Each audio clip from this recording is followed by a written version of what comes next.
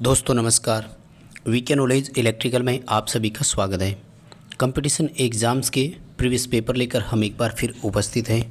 साथियों, पेपर इसरो का है, विक्रम साराभाई स्पेस सेंटर का, जो अभी रिसेंटली 14 जुलाई 2021 को हुआ था। टेक्नीशियन बी इलेक्ट्रिशियन का पेपर है। दोस्तों इसमें टोटल 80 क्वेश्चन है, जिनमें ट्रेड थ्योरी के क्वेश्चन भी है और पार्ट 1 हम इसका सॉल्यूशन कर चुके हैं, जहां क्वेश्चन नंबर 1 से 40 तक आपको मैंने करवा दिए थे।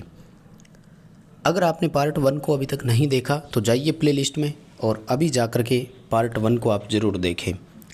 आज के इस क्वेश्चन में हम वीडियो में क्वेश्चन नंबर 41 से लेकर 80 तक सॉल्यूशन करेंगे और आपको विश्वास दिलाता हूं कि कम से कम 10 से 15 क्वेश्चन ऐसे हैं जो आपने पहली बार पढ़े होंगे।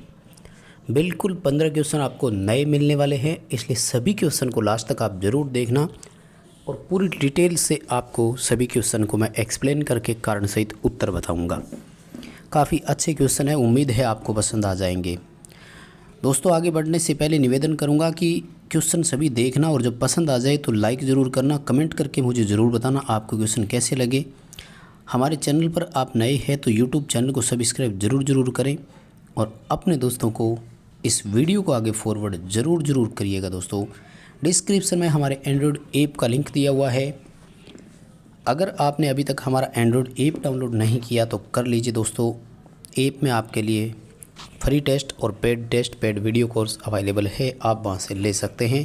चलिए आज के क्वेश्चनों से शुरू करते हैं। दोस्तों क्वेश्चन नंबर 41 आज का हमारी स्क्रीन पर है, जो बहुत अच्छा क्वेश्चन है और कई बार पहले भी आ चुका है। देखो सबसे पहले तो ये मैं बताऊं, इसका सीधा क्वेश्चन ये भी आ सकता है कि एक जो पावर डिवाइसेज होती है ना, जैसे ट्राइक हो गया, एससीआर हो गया, इनको जो स्विचिंग एनर्जी बोलते हैं, उसको स्विचिंग के दौरान एक एनर्जी उत्पन्न होती है जो उनको नष्ट करवा सकती है। उससे बचाव के लिए किस तरह का सर्किट काम में लेते हैं, तो दोस्तों उसको बोलते हैं स्नबर सर्किट। पहली बात तो ये। और दोस्तों यहाँ पर क्या है कि उसने सवाल पूछा है कि स्नबर सर्किट जो पावर डिवाइस के अक्रॉस लगाया जाता है उसका फंक्शन क्या है। तो पहली बात तो यही है कि प्रोटेक्ट टू पावर डिवाइसेज, जो ट्राइक एससीआर होता है उन सब की रक्षा करना। किससे रक्षा करता होगा दोस्तों? जब हम स्विच ऑन या ऑफ़ करते हैं, मोस्टली स्विच ऑफ की बात होती है, उस दौरान वोल्टेज के मान में परिवर्तन और परिवर्तन में लगे समय से एक धारा चलती है, जिसको हम धारिता धारा भी बोल सकते हैं, क्योंकि वोल्टेज में परिवर्तन और परिवर्तन में लगे समय जैसे कि कैपेसिटर में होता है। तो dV/dt से एक करंट चलती है जो कि अनावश्यक धारा होती है और वो गलत ट्रिगर करवा सकती है एक ट्राइक और एससीआर को। इसलिए उन दोनों को प्रोटेक्शन देने के लिए हम स्नबर सर्किट लगाते हैं। तो स्नबर सर्किट का काम है इस dV/dt को रोकना, यानी वोल्टेज के मान में कोई परिवर्तन होने ना दे, ताकि कोई करंट उसमें फ़्लो न हो, और करंट फ्लो नहीं होगी तो वो प्रोटेक्ट हो जाएगा। दोस्तों ये मैथमेटिक्स का सवाल है, आप इसको अपने स्क्रीन से देख लीजिए और सॉल्यूशन करने का प्रयास करें। हम केवल टेक्निकल क्वेश्चन का ही सॉल्यूशन करेंगे। सवाल नंबर 43 अपनी स्क्रीन पर है। दोस्तों सवाल पूछा गया है बहुत ही आसान सा कि 200 वोल्ट पर शंट जनरेटर 100 एम्पियर की करंट देता है। शंट फील्ड का रेजिस्टेंस और आर्मेचर का रेजिस्टेंस क्रमशः 50 ओम और 0.1 ओम है। इंड्यूस ईएमएफ की गणना कीजिए। दोस्तों डीसी जनरेटरों में प्रेरित ईएमएफ ज्ञात करने के लिए terminal voltage plus armature voltage drop ये फॉर्मूला होता है। देखो टर्मिनल की वोल्टेज हमें 200 वोल्ट सीधा दिया हुआ है, लेकिन आर्मेचर की करंट हमारे पास नहीं है। आर्मेचर का रेजिस्टेंस 0.1 ओम हमें दिया हुआ है, मतलब हमें सबसे पहले आर्मेचर करंट लेकर आनी होगी। दोस्तों जैसा कि आप सभी जानते हैं, आर्मेचर करंट का फॉर्मूला शंट जनरेटर में होता है load current plus shunt field current. अगर आप ध्यान से देखें तो लोड करंट हमें सीधा इस सवाल में दिया हुआ है 100 एम्पियर, लेकिन शंट फील्ड करंट हमें नहीं दिया हुआ है। दोस्तों हमें सबसे पहले शंट फील्ड करंट को लेकर आना होगा।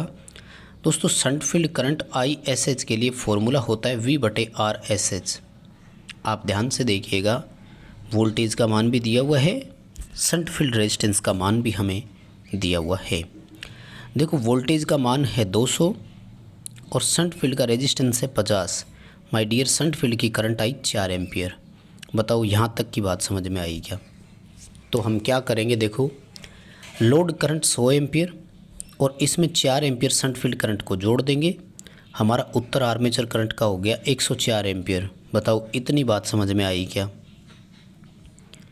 जब आर्मेचर की करंट हमारे पास आ गई, रेजिस्टेंस हमें ऑलरेडी दिया हुआ था, तो हम आर्मेचर की वोल्टेज ड्रॉप कैलकुलेट कर सकते हैं कि नहीं? 104 इंटू 0.1 करेंगे, उत्तर आएगा 10.4 वोल्ट। दोस्तों कितना आर्मेचर में ड्रॉप हुआ था? 10.4। देन हमारा इंड्यूस ईएमएफ कितना हो जाएगा? 200 प्लस 10.4 यानी 210.4 वोल्ट हमारे इसका आंसर हो जाएगा। बताओ दोस्तों यहाँ तक की बात आपको समझ में आई क्या? उम्मीद है अच्छा सा क्वेश्चन था और समझ में आ ही गया होगा। अगला सवाल है, फ्लेमिंग के राइट हैंड रूल का उपयोग कहाँ करते हैं? तो इंड्यूस ईएमएफ की डायरेक्शन, प्रेरित ईएमएफ की दिशा ज्ञात करने के काम आता है, चाहे वो जनरेटर में हो चाहे वो मोटर में हो। इवन हमें मोटर में बैक ईएमएफ की दिशा भी ज्ञात करने के लिए फ्लेमिंग के राइट हैंड रूल का ही उपयोग करना होता है। फ्लेमिंग के लेफ्ट हैंड रूल की अगर बात करें तो वो डायरेक्शन ऑफ रोटेशन में काम आता है। अगला हमारा सवाल है कि जो इंटरपोल वाइंडिंग होती है वो कैसे जुड़ती है? सो इजी क्वेश्चन, बहुत इजी क्वेश्चन है, शायद करवाने की ज़रूरत नहीं है। इंटरपोल हमेशा आर्मेचर के सीरीज में जुड़ता है ना। इसके टर्मिनल्स या जो वाइंडिंग होती है उसको B1 B2 से दर्शाया जाता है। इसका काम कम्यूटेशन में सुधार करना, स्पार्किंग कम करवाना होता है और इनकी संख्या अपने जो डीसी मशीनें होती है उनमें मेन पोल के बराबर होता है, जबकि क्रॉस फील्ड मशीनों में ये पोल के डबल के बराबर होता है, यानी पोल के 2 गुने लगते हैं। अगला सवाल है, एक ट्रांसफार्मर में फुल लोड पर आयरन लॉस 400 वाट है, आधे भार पर आयरन लॉस कितना होगा? दोस्तों बहुत ही साधारण सा क्वेश्चन है। Iron loss is a constant loss, no load से लेकर फुल लोड तक वो बिल्कुल नियत रहता है, इसके मान में कहीं कोई परिवर्तन नहीं आता है, तो ये 400 का 400 वाट ही रहेगा। अगर ये कॉपर लॉस होता ना तो कॉपर लॉस भार आधा करने पर 1/4 हो जाता है एंड देन हमारा आंसर जो है वो 1/4 यानी 100 वाट हो जाता है। लेकिन ये आयरन लॉस का पूछ रहा है, सो अभी अपना उत्तर कितना आएगा? 400 वाट। अगला सवाल है कि तारापुर न्यूक्लियर पावर प्लांट है, उसमें किस तरह के रिएक्टर काम में लेते हैं? दोस्तों आजकल 6 प्रकार के रिएक्टर प्रचलन में है, लेकिन सबसे ज़्यादा 2 ही है। एक तो है PWR और एक है BWR, प्रेशराइज्ड वाटर रिएक्टर, और BWR का मतलब है बॉइलिंग वाटर रिएक्टर, जिसमें पानी को उबाला जाता है और फिर उसकी स्टीम बनाई जाती है। तो जो तारापुर वाला है इसमें यही है हमारा BWR वाला बॉइलिंग वाटर रिएक्टर ही है। नेक्स्ट हमारा क्वेश्चन, दोस्तों वेरी वेरी इंपॉर्टेंट क्वेश्चन है, बहुत कुछ सिखाएगा ये। उम्मीद है कि आज पहली बार सीखेंगे आप इस क्वेश्चन को। सवाल कह रहा है कि आपको 490 काउंटर से डिवाइजन करना है, यानी कैलकुलेशन करनी है 490 की। आपको कितने फ्लिप फ्लॉप की आवश्यकता होगी? बहुत ही इंपॉर्टेंट क्वेश्चन है। देखो उत्तर कैसे देना मैं बताऊँ आपको, बहुत इंपॉर्टेंट है। इस तरह के क्वेश्चन आपको पेपरों में देखने को मिल सकते हैं। होता क्या है दोस्तों मैं बताऊँ आपको, ध्यान से समझिएगा। एक फ्लिप फ्लॉप जो होता है वो 1 बिट रजिस्टर होता है, ध्यान रखना, ठीक है ना। डिजिटल स्टोरेज होता है ये, और 1 बिट मेमोरी को ही स्टोर करता है। बात समझ में आई? इसका मतलब है कि अगर हमें 1 बिट को काउंट करना है तो 1 फ्लिप फ्लॉप की आवश्यकता होगी। यदि हमें 10 बिट को काउंट करना है तो 10 फ्लिप फ्लॉप की आवश्यकता होगी। इसका मतलब जो 490 हमें डेसिमल संख्या दी गई है उसका हमें सबसे पहले बाइनरी करना होगा, और हमें ये देखना होगा कि इसमें कितने बिट बने। जितनी बिट बनी है उतने ही फ्लिप फ्लॉप की आवश्यकता होगी। तो नेक्स्ट टाइम याद रखना क्या करना है, दी गई डेसिमल संख्या को बाइनरी में कन्वर्ट करो, जितने बाइनरी बिट बनेंगे उतने ही फ्लिप फ्लॉप की आवश्यकता होगी। तो चलिए इसको मैं करवाता हूँ आपको। देखो बाइनरी में कैसे बदलना है इसको, तो 2 का भाग देते हैं और शेषफल को लिखते जाते हैं, राइट। 490 में जब आप 2 का भाग देंगे तो ये आपका उत्तर आएगा 245, और देखो शेषफल आएगा 0, है ना। फिर जब आप 2 का भाग देंगे तो ये आपका आंसर जो आएगा लगभग 122 आएगा, 244 हो गया ना, एक शेषफल रह गया। इसमें जब आप भाग देंगे तो ये आपका आएगा लगभग 61 है ना, 61 आएगा ना, और शेषफल हो गया 0, क्योंकि 61 को 2 से करोगे तो आपका 122 ही आएगा। जब आप 2 का भाग 61 में देंगे तो ये आएगा आपका 30 और एक शेषफल। फिर 2 का भाग दोगे तो 15, शेषफल 0। फिर 2 का भाग दोगे तो 7, शेषफल आएगा 1। फिर 2 का भाग दोगे तो 3, शेषफल आएगा 1। फिर 2 का भाग दोगे तो 1 और 1 आएगा शेषफल। अब गिन लो दोस्तों बिट कितनी बनी, कितनी बिट बनी, मैं आपको काउंट करवा देता हूँ। देखो 1 2 3 4 5 6 7 8 और 9, यानी 490 की अगर बाइनरी बिट कन्वर्ट करते हैं तो 9 बिट बनता है। इसलिए फ्लिप फ्लॉप भी कितने चाहिएंगे हमें, 9 ही चाहिएंगे। बताओ दोस्तों, यहाँ तक की बात समझ में आई क्या? किसी को कोई समस्या है क्या? बहुत इजी क्वेश्चन था जहाँ तक मुझे लगता है। 40 SWG कॉपर का वायर है, इसकी धारा पूछिए लगभग तो 3 एम्पियर है, क्योंकि 35 से 36 SWG वाला जो होता है ना, इसकी 5 एम्पियर करंट हम अप्रोक्सीमेट मानते हैं, तो फिर इसकी 3 एम्पियर कर देंगे। ए उत्तर बिल्कुल सही है। अगला सवाल है, निम्न में से कौन लगभग 0 पावर फैक्टर पर काम करता है? तो ये तो बिल्कुल ही गलत है। 0 पावर फैक्टर नहीं, यूनिटी पूछा है और इनकैंडिसेंट लैंप दिया है, क्योंकि 0 पावर फैक्टर तो किसी का नहीं हो सकता ना। लगभग इकाई पावर फैक्टर अगर पूछा होता ना तब उत्तर आएगा इसका इनकैंडिसेंट। हालांकि इन्होंने इसका इनकैंडिसेंट लैंप ही किया है। आप देखिए स्क्रीन पर बी उत्तर कर रखा है। इनकैंडिसेंट लैंप उदीप्त लैंप को बोलते हैं और उदीप्त लैंप का पावर फैक्टर लगभग यूनिटी होता है और 0 पे कोई काम नहीं कर सकता, क्योंकि 0 का मतलब होता है शुद्ध इंडक्टिव, और अगर प्योर इंडक्टिव है तो फिर वो काम ही नहीं करेगा, क्योंकि उसकी वास्तविक शक्ति कितनी होगी, 0। वास्तविक शक्ति अगर किसी सर्किट की 0 है तो फिर वो सर्किट कैसे काम करेगा? सो दैट ये तो गलत है, क्वेश्चन ही पूरा प्रॉपर गलत है। आप भी इसको समझ पा रहे होंगे मैं क्या बोलना चाह रहा हूँ। चलिए अगले सवाल की तरफ चलेंगे। फिर लेड एसिड सेल को चार्ज किया जाता है, उस समय इलेक्ट्रोलाइट का अपेक्षिक घनत्व है। ध्यान रखना, पहले थोड़ा सा बढ़ता है और फिर कम आता है। मतलब जैसे अपने 1.2 से जैसे शुरू हुआ तो ये एक बार क्या करेगा कि 2.85 तक जाएगा, लेकिन बाद में आकर के लगभग 2.6 2.7 के आसपास रुक जाता है ये, तो लगभग वो माना जाता है। तो इसका बिल्कुल सही उत्तर है, मैं ए ऑप्शन के साथ ही जाना चाहूँगा कि पहले बढ़ेगा फिर थोड़ा सा घटेगा। अगला सवाल है कि किस प्रकार की MCB जो है एल पर सीरीज़ की जो MCB है वो कहाँ काम में लेते हैं? तो दोस्तों MCBओं की 4 सीरीज होती है। तो दोस्तों एल सीरीज़ के लिए तो आपको बहुत ही शॉर्ट रास्ता मैं आपको बताऊं, याद रखें, इसमें टोटली हीटिंग एलिमेंट वाले इक्विपमेंट आते हैं। जैसे ओवन इसी में आ जाएगा, ग्रिलर इसी में आएगा, room heater, water heater, electric iron, electric kettle, toaster, ये जितने भी सभी है दोस्तों इसी में आएंगे। अब अगर इसके अनुसार अपन देखें ना तो एक ही ऑप्शन मिल रहा है अपने को गीजर का, बाकी मोटर, AC और रेफ्रिजरेटर ये सारे जो है वो मैग्नेटिक वाले सर्किट हो गए एक तरह से। तो इसका C उत्तर हो जाएगा अपने गीजर का। और बाकी ऑप्शन के हिसाब से अगर आप याद रखें तो AC और रेफ्रिजरेटर जो है इसमें G सीरीज होती है, ध्यान रखना, और जो मोटर और होती है इनमें अलग से आती है। तो टोटल कुल मिलाकर के आपको हीटिंग एलिमेंट वाले का L से याद रह जाएगा। हीटिंग एलिमेंट वाला इक्विपमेंट जब भी हो उसमें L सीरीज MCB होती है हमेशा। ये मैथमेटिक्स का है दोस्तों, आप कर लेना। हाँ 54 number question, very important question है, ये तो बहुत कुछ सिखाएगा आपको।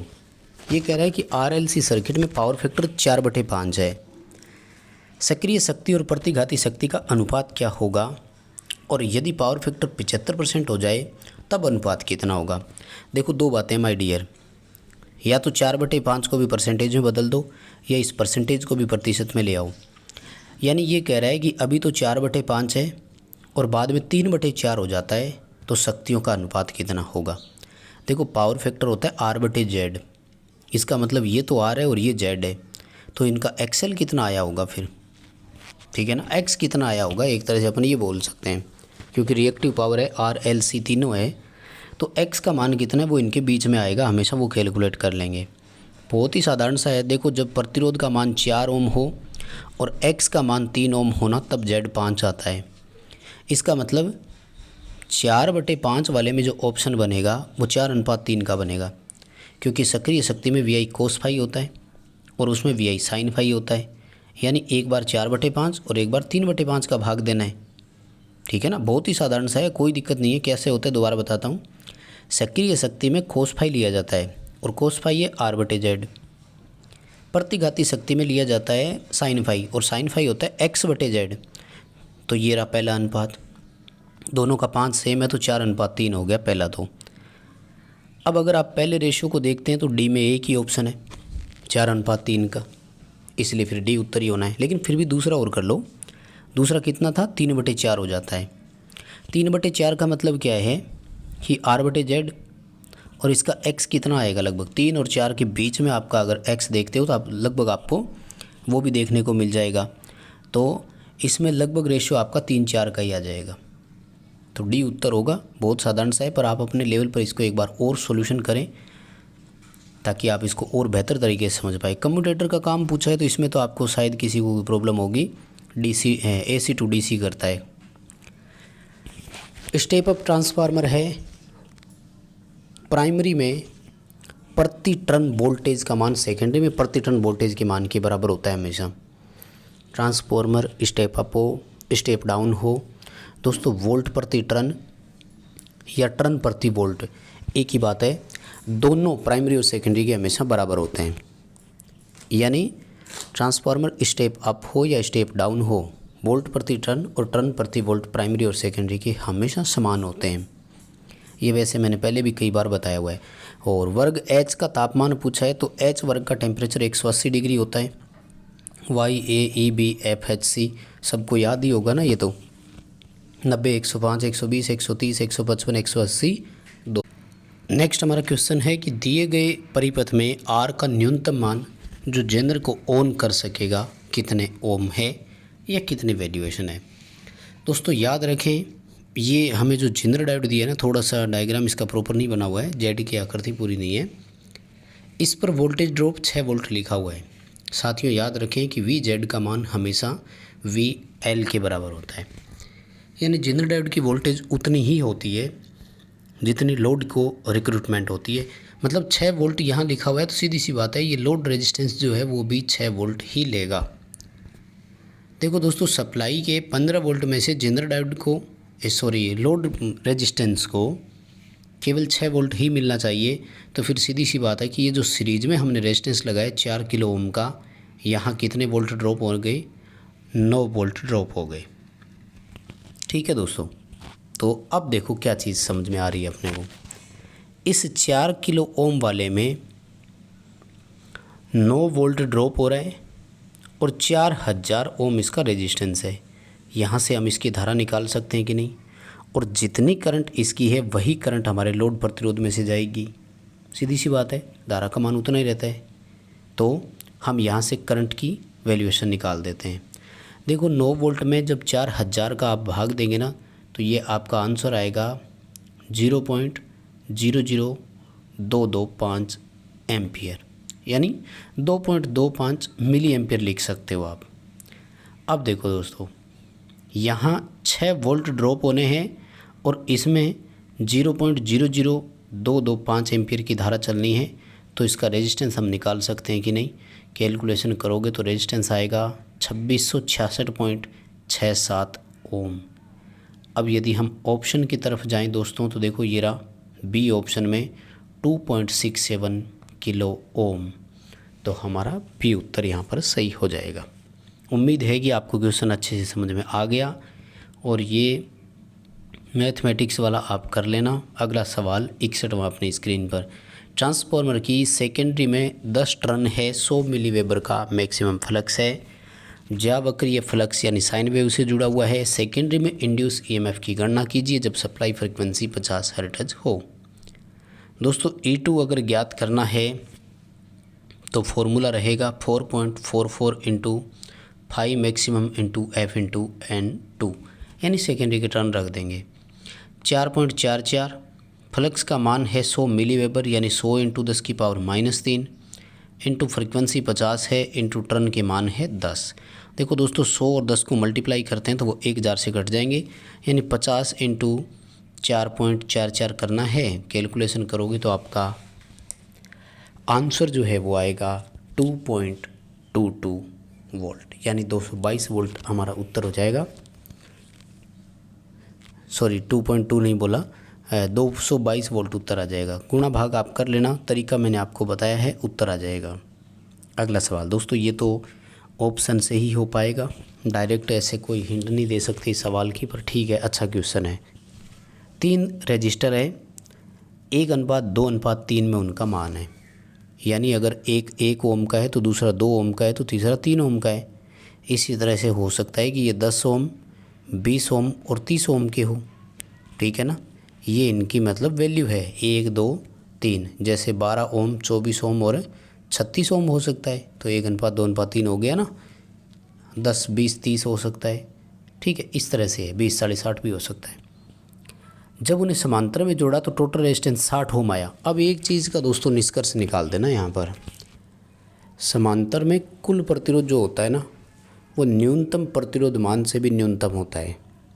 इसका मतलब ये हो गया कि हमारा जो 1 अनुपात वाला है उसका मान भी 60 ओम से तो अधिक ही है। जैसे फिर हम उनको 100:200:300 मान सकते हैं, ये तरीका हमें इसका मानना पड़ सकता है। तो हमें क्या उसी तरह की वैल्यू को मानना होता है, फिर हम उसकी कैलकुलेशन करेंगे। लेकिन आप 100 और इसी तरह से अगर अपन देखें तो जैसे मान लो 1:2:3 के हिसाब से देखें तो 100, 200 और 300, तो फिर इनका आप टोटल निकाल कर देखो कि क्या 60 ओम आता है क्या पैरेलल में, तो फिर हो पाएगा। वैसे इसका जो आंसर सीरीज के लिए आया है वो 660 आया है, क्योंकि जो एक्चुअल में मान इन्होंने लिया है वो लिया है 110, 220 और 330। जैसे मैंने बताया कि 11, 22 और 33 भी ले सकते हैं, 10, 20, 30 ले सकते हैं। तो अब देखो ये 1:2:3 में ही आ रहा है, और इनका जब आप टोटल निकालोगे पैरेलल में तो 60 आएगा और सीरीज में आ रहा है 660 ओम। तो कैलकुलेशन कर लेना, उत्तर का मिलान ज़रूर करना, ठीक है। क्वेश्चन पेपर में हो सकता था, कोई बड़ी बात नहीं है। अगला सवाल, निम्न में से कौन सी डिवाइस ऐसी है जो वोल्टेज कंट्रोल डिवाइस नहीं है। देखो मोसफेट, JFET और IGBT तीनों एक ही बात है, वैसे एक दूसरे का ही मॉडिफाइड रूप होता है। JFET junction field effect transistor, MOSFET का मतलब है metal oxide semiconductor field effect transistor, IGBT का मतलब है इंसुलेटेड गेट बाईपोलर ट्रांजिस्टर, और BJT का मतलब होता है बाईपोलर जंक्शन ट्रांजिस्टर। तो दोस्तों BJT जो है वो करंट कंट्रोल डिवाइस होती है, और इसमें इसको बाईपोलर इसलिए बोलते हैं क्योंकि होल और मुक्त इलेक्ट्रॉन दोनों के कारण धारा का प्रवाह इसमें होता है। तो डी उत्तर आएगा। BJT वोल्टेज कंट्रोल डिवाइस नहीं है क्योंकि ये करंट कंट्रोल डिवाइस है। नेक्स्ट हमारा सवाल है कि 5 किलो ओम प्रतिरोधक से बहने वाली धारा के मान का पता कीजिए। देखिए दोस्तों, बहुत ही अच्छा क्वेश्चन है, और इसका पहले भी शायद मैंने एक क्वेश्चन करवाया था। क्वेश्चन बहुत आसान है। देखो 15 वोल्ट यहाँ से दिया, ये 5 किलो ओम है, इसको सप्लाई कितनी मिली होगी, है ना। तो देखो 15 वोल्ट तो नहीं मिलेगा, ये श्योर है। क्यों? क्योंकि इस तरफ जर्मेनियम लगा हुआ है, इस तरफ सिलिकॉन, इस तरफ जर्मेनियम है, इस तरफ सिलिकॉन लगा हुआ है। जर्मेनियम में 0.3 वोल्ट और सिलिकॉन में 0.7 वोल्ट ड्रॉप होता है, जैसा कि हम देख पा रहे हैं, दोनों पैरेलल में बने हुए हैं। इसका मतलब धारा उस रास्ते से जाएगी जहाँ जल्दी धारा प्रवाह हो जाए। जल्दी कहाँ प्रवाह हो रहा है? जर्मेनियम की तरफ से। इसका मतलब इस सर्किट में से जो करंट चलेगी ना, वो यूँ चलेगी, जर्मेनियम से होते हुए, रेजिस्टेंस से होते हुए। इसका मतलब ही नहीं है फिर, क्योंकि पैरेलल सर्किट बन गया। तो जर्मेनियम में 0.3 वोल्ट ड्रॉप हुआ, इसका मतलब इस लोड रजिस्टर को कितनी मिली? 14.7 वोल्ट मिली। बस तो 14.7 में 5000 का भाग दे देना दोस्तों, आपका उत्तर आ जाएगा, और आपका उत्तर आएगा 2.94 मिली एम्पियर। बिल्कुल इतना ही आएगा। आप कैलकुलेशन कीजिए और अपने आंसर का मिलान कीजिए, 100% आपका उत्तर इतना ही आएगा। मैंने पहले भी आपको ये करवाया था। बैटरी के मामले में SLI का मतलब क्या है? तो दोस्तों S का मतलब यहाँ पर है स्टार्टिंग, L का मतलब होता है लाइटिंग, और I का मतलब है इग्निशन। ठीक है, B उत्तर कर देंगे। स्टार्टिंग, लाइटिंग और इग्निशन प्रणाली ये बैटरियों के संदर्भ में होता है। दोस्तों जो अगला सवाल हमारा है ये D टाइप के फ्लिप फ्लॉप पर आधारित है, और उसमें आउटपुट की सिग्नल फ्रीक्वेंसी हमें दे रखी है, इनपुट सिग्नल की फ्रीक्वेंसी पूछी है। देखो किसी भी फ्लिप फ्लॉप में, जनरली D फ्लिप फ्लॉप में अगर आपसे सवाल पूछा जाए तो ध्यान रखना, आउटपुट फ्रीक्वेंसी के लिए फॉर्मूला होता है इनपुट फ्रीक्वेंसी बटे दो में पावर फ्लिप फ्लॉप, 2 की पावर लगानी है फ्लिप फ्लॉपों की संख्या से, मतलब जितने फ्लिप फ्लॉप है उतनी 2 की पावर करो। जैसे अगर 2 फ्लिप फ्लॉप है तो 2 की पावर 2, यानी इनपुट फ्रीक्वेंसी में 4 का भाग दे दो।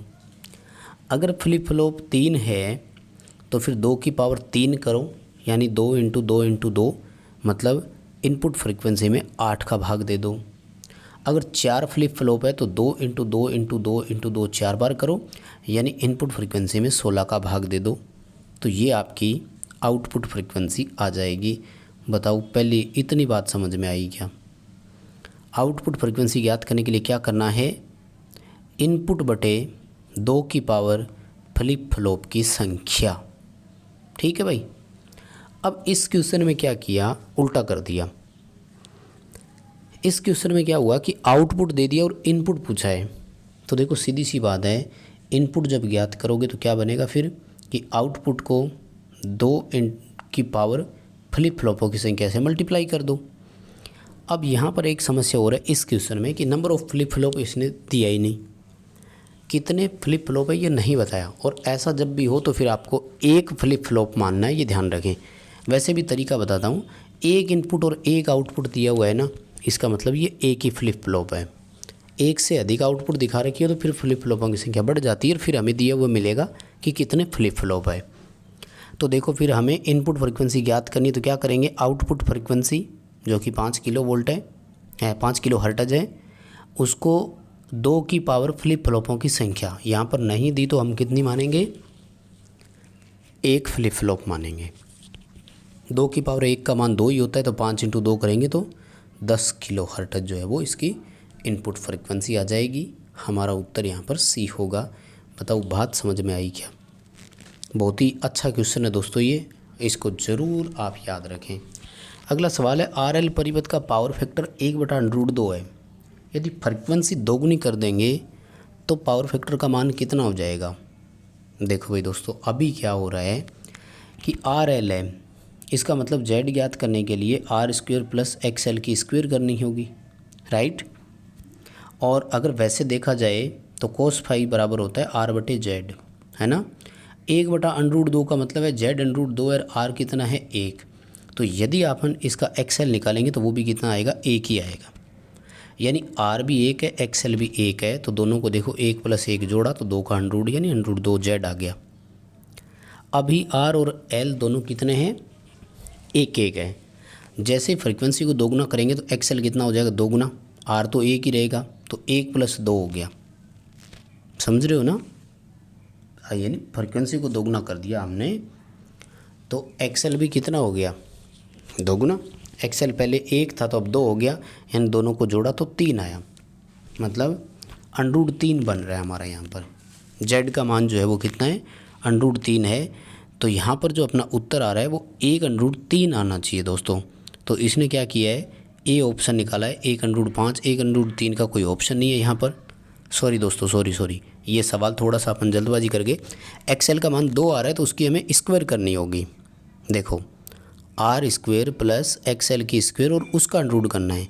तो R 1 है, 1 की स्क्वायर 1 ही आएगा, और XL 2 है और 2 की स्क्वायर करेंगे तो वो कितना आएगा, 4 आएगा। तो 4 1 को जोड़ेंगे तो 5 आएगा, यानी √5 है।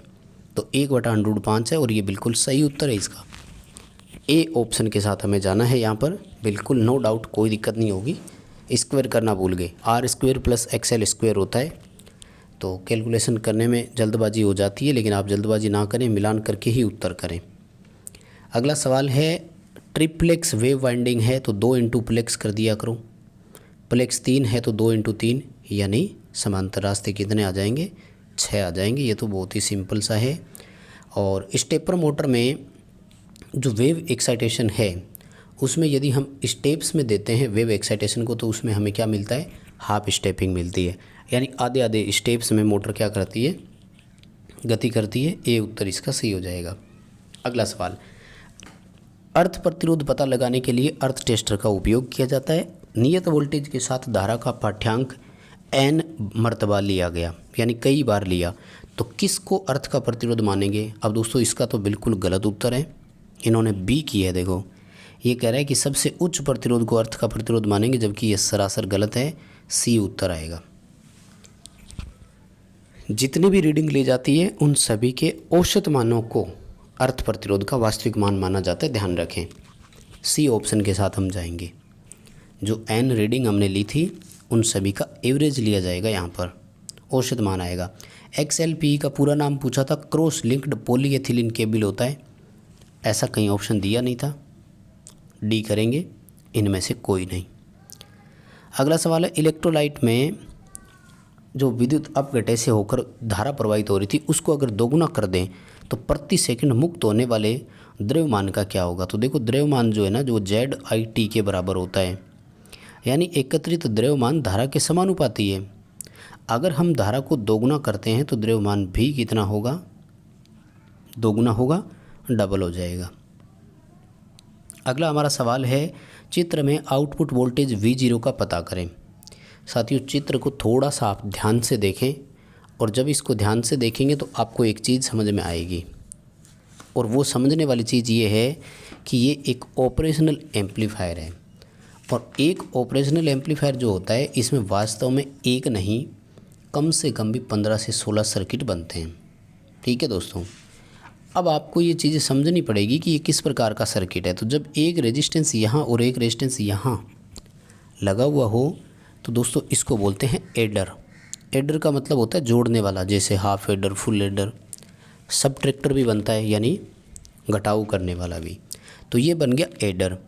अब इसमें एक चीज़ आपको और ध्यान में रखनी है कि ये जो माइनस वाला सिरा होता है ना ऑपरेशनल एम्पलीफायर का, इसको बोलते हैं इन्वर्टिंग इनपुट। इन्वर्टिंग इनपुट का मतलब है कि इसका आउटपुट इनपुट का जस्ट अपोजिट होता है। मतलब -3 वोल्ट जो है वो आगे जाकर +3 वोल्ट होगा। और ये जो प्लस वाली होती है ना, इसको बोलते हैं नॉन इन्वर्टिंग, यानी ये किसी को नहीं बदलती है। ठीक है, ऑपरेशनल एम्पलीफायर में 2 इनपुट होती है, एक इन्वर्टिंग और एक नॉन इन्वर्टिंग। वैसे ही देखो नॉन इन्वर्टिंग को तो ग्राउंड कर रखा है, हमने इसको कोई इनपुट दिया ही नहीं। और जो इन्वर्टिंग है उसमें क्या हो गया हमारा आगे 3 वोल्ट। अब इसके लिए जो आउटपुट वोल्टेज ज्ञात करनी हो ना, तो इसके लिए एक फार्मूला होता है। ठीक है दोस्तों, और फार्मूला ये होता है कि R2/R1 इनटू इनपुट में जितने दिए हुए हैं उन सबको जोड़ दो, V1 V2 V3 Vn तक, और इन सबको मल्टीप्लाई कर दो, आउटपुट वोल्टेज आ जाएगी। ठीक है, अब यहाँ पर देखो R2 जो होता है ना, ये आउटपुट वाला रेजिस्टेंस होता है, तो 20 किलो ओम दिया हुआ है, और इनपुट वाला रेजिस्टेंस ये देखो 5 किलो ओम दिया हुआ है, तो 20/5 इंटू इनपुट वोल्टेज कितनी है, तो देखो इनपुट वोल्टेज एक ही दी हुई है 3 वोल्ट। ठीक है दोस्तों, कितनी दी हुई है, एक ही दी हुई है। तो इसको जब आप कैलकुलेशन करेंगे तो आपका उत्तर आएगा 12 वोल्ट। ठीक है दोस्तों, तो इसलिए हमें इसका उत्तर करना है बी। हालांकि इन्होंने ऑफिशियल आंसर की में इसका 10 वोल्ट उत्तर दिया है, और मैं इससे सहमत नहीं हूँ, क्योंकि ये एक एडर सर्किट बन रहा है ऑपरेशनल एम्पलीफायर को यूज करते हुए, और वहाँ पर इसका इन्वर्टिंग इनपुट दिया हुआ है, तो वहाँ से अपने क्या मिल रहा है, इसका 12 वोल्ट आउटपुट मिलेगा। अगला सवाल, एक इंडक्टर की इम्पीडेंस किसी विशेष फ्रीक्वेंसी f पर कैपेसिटर की तुलना में दोगुनी हो जाती है, तो जब उन्हें सीरीज में जोड़ा जाएगा तो रेजोनेंस फ्रीक्वेंसी का मान क्या होगा। दोस्तों सीरीज में रेजोनेंस फ्रीक्वेंसी का फॉर्मूला होता है 1/√LC। ठीक है, और जब C का मान 1 है तो L का मान कितना है, 2, यानी दोगुना हो रहा है, क्योंकि फ्रीक्वेंसी तो दोनों की सेम है। तो माना कि धारिता का मान 1 है तो फिर इंडक्टेंस का मान वहाँ पर कितना है, 2, तो 2 × 1 करेंगे तो 2। 1 का मतलब होता है वह फ्रीक्वेंसी, तो फ्रीक्वेंसी बटा √2 इसका उत्तर हो गया, और बिल्कुल हमारा ए ऑप्शन यहाँ पर सही हो जाएगा।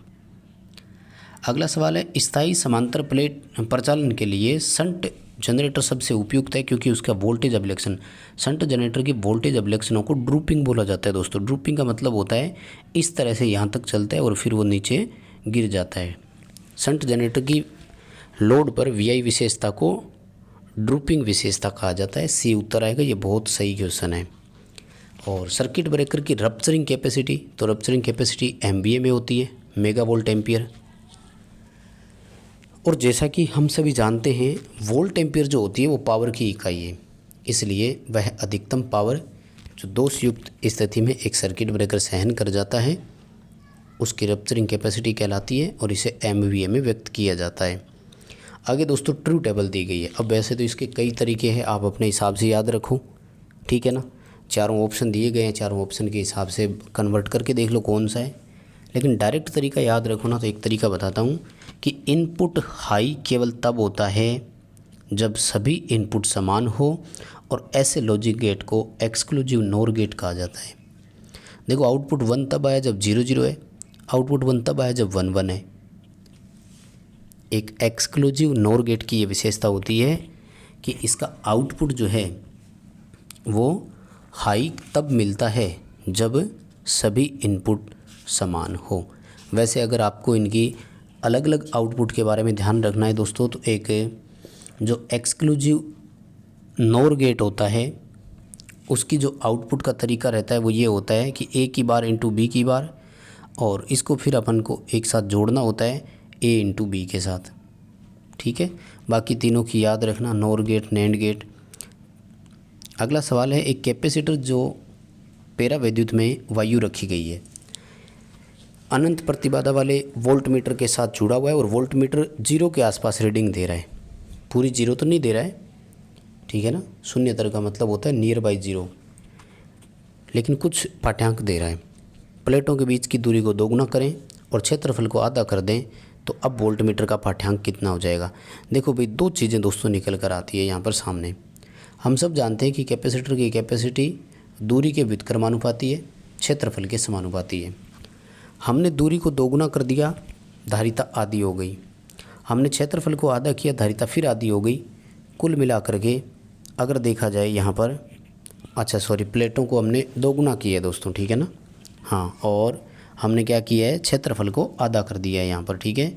तो यदि हम क्षेत्रफल की बात करें तो फिर कितना निकल कर आता है, देखो कैपेसिटर की जो कैपेसिटर की कैपेसिटी होती है वो दूरी के व्युत्क्रमानुपाती है।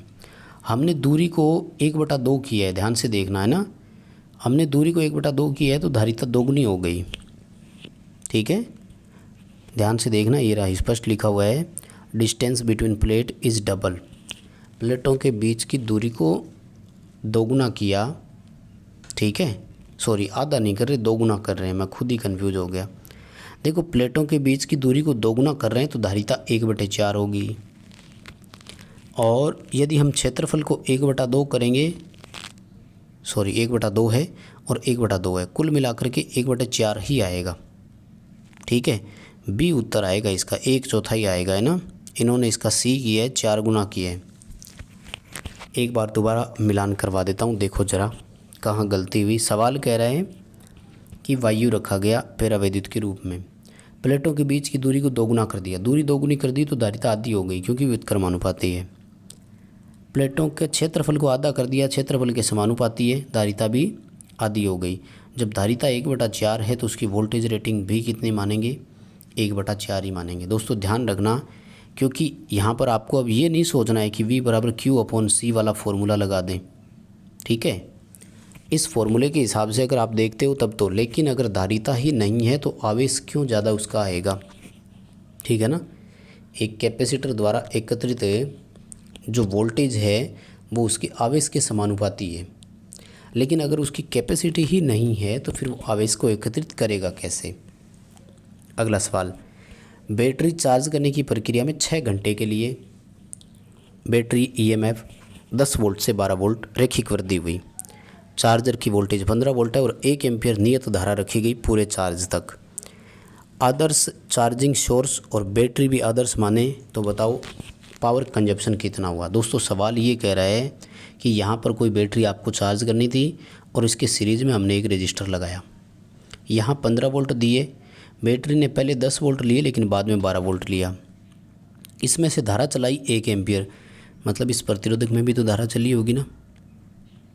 बैटरी पहले 10 वोल्ट हुई है, फिर 11 वोल्ट हुई है, फिर 12 वोल्ट हुई है। इसका मतलब इस प्रतिरोधक में पहले 5 वोल्ट ड्रॉप हुई है और बाद में 3 वोल्ट ड्रॉप हुई है। सीरीज संयोजित रजिस्टर में 5 वोल्ट ड्रॉप हुई है, 3 वोल्ट ड्रॉप हुई है, तो कोई ऐसा टाइम भी तो आया होगा ना जब उसने 4 वोल्ट ड्रॉप कराए हैं। हमें नहीं दिया गया किसी समय का, इसलिए औसत माना जाता है, ये ध्यान रखना, ठीक है ना। क्या किया जाता है, औसत वोल्ट लिया जाता है। 5 वोल्ट, 4 वोल्ट, 3 वोल्ट, इनको जोड़ करके तीनों का औसत निकालेंगे तो 4 वोल्ट आएगा। धारा 1 एम्पियर की रही पूरे टाइम में, कोई दिक्कत नहीं है। तो 4 वोल्ट और 1 एम्पियर की धारा ये मान लेवें कि लगातार कंजप्शन उसमें होता रहा, तो फिर V × I करो, कितना कंजप्शन हुआ 4 वाट का। प्रति घंटे 4 वाट का हुआ, बैटरी चार्ज होने में 6 घंटे लगे, तो 24 वाट घंटे की पावर कंजप्शन हुई कि नहीं हुई। उत्तर कितना आ जाएगा 24 वाट घंटे आएगा। ए ऑप्शन करना है। और अगला सवाल है 100 ओम का इंडक्टिव रिएक्टेंस, 50 ओम का कैपेसिटिव रिएक्टेंस और 50 ओम रेजिस्टर है, सीरीज में जोड़े हुए परिपथ का पावर फैक्टर बताओ। सीरीज में पावर फैक्टर के लिए R/Z होता है फॉर्मूला, लेकिन XL - XC की होल स्क्वायर है ना, ये Z ज्ञात करने का फॉर्मूला रहेगा। Z अपना है R अपना है 50 की स्क्वायर करो, 100 - 50 करेंगे तो ये 50 आएगा और 50 की स्क्वायर करो, यानी 50 की स्क्वायर 2500 प्लस 2500 दोनों को करेंगे तो 5000 आएगा, और 5000 का अंडर रूट जब आप निकालेंगे तो ये आएगा 70.70। ठीक है दोस्तों, क्या आ गया, ये Z आ गया। तो फिर पावर फैक्टर के लिए फ़ॉर्मूला क्या होता है R/Z, यानी 50/70.70। अगर आप इसको दोगुना करते हैं तो ये उत्तर आता है 100/141.4, है ना। अगर इसको 1 माने तो ये √2 के बराबर है। ये उत्तर बिल्कुल आपका सही हो जाएगा। तो बस दोस्तों, यही थे टोटल 80 क्वेश्चन इस पेपर के, और कोशिश की है कि आपको मैंने पूरे तरीके से बताया है। फिर भी कोई सवाल नहीं समझ में आया तो आप दोबारा पूछ सकते हैं, लेकिन इन सवालों को कवर अप ज़रूर करें। वीडियो को लाइक करें, दोस्तों को शेयर ज़रूर करें। चैनल पर नए हो तो सब्सक्राइब ज़रूर कर लेना। डिस्क्रिप्शन में लिंक दिया हुआ है, एंड्रॉयड ऐप डाउनलोड कर लीजिए।